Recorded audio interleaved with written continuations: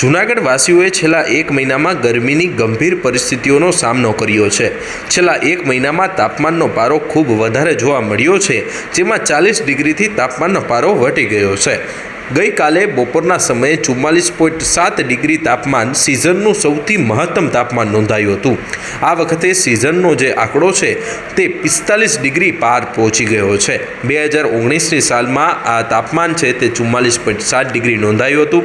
2016માં મે મહિનામાં 45.5 ડિગ્રી નોંધાયું હતું, ત્યારે અત્યારે હાલમાં આ આંકડો છે તે 44.7 ડિગ્રીએ પહોંચી ગયો છે। એટલે હવે આગામી એક અઠવાડિયું હજુ પણ આવી ગરમી રહેવાની શક્યતાઓ છે, ત્યારે 45 ડિગ્રી સુધી આ ગરમી હજુ પણ પહોંચી શકે તેવી શક્યતાઓ હાલ વ્યક્ત કરવામાં આવે છે।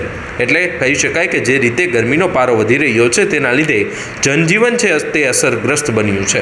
હું હેમંત વઘાસિયા, જૂનાગઢ કૃષિ નર્સરી જૂનાગઢથી।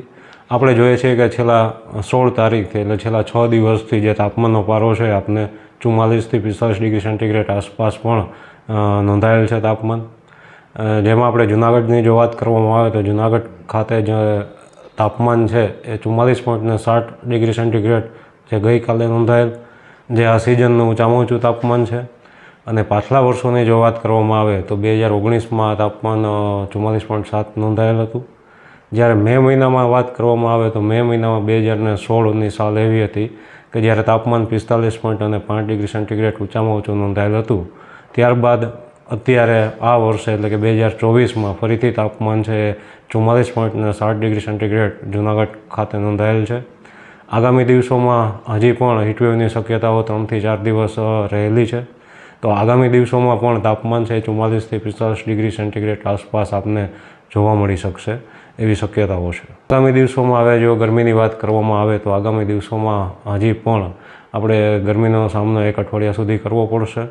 ત્યારબાદ વાતાવરણમાં ભેજનું પ્રમાણ વધતાં આપણે ઉકળાટ અને બફારાનો સામનો પણ ત્યારબાદ આપણે કરવો પડી શકે એવી શક્યતાઓ છે। આગામી દિવસોમાં હવે જોઈએ તો જે તાપમાન છે એ 45 આસપાસ પહોંચે એવી શક્યતાઓ રહેશે, ને હાલ તો જે તાપમાન છે એ 44 ડિગ્રીથી 45 ડિગ્રીની વચ્ચે પણ નોંધાયેલ છે।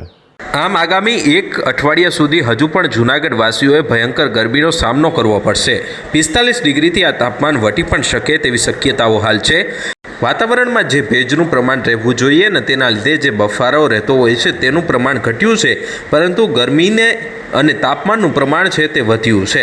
હાલના સમયમાં હજુ પણ એક અઠવાડિયા સુધી હવામાન વિભાગ દ્વારા આ આગાહી કરવામાં આવી છે, જેમાં તાપમાન હજુ પણ વધશે તેવી શક્યતાઓ હાલ વ્યક્ત કરવામાં આવી રહી છે। આશિષ પરમાર, ન્યૂઝ 18 જૂનાગઢ।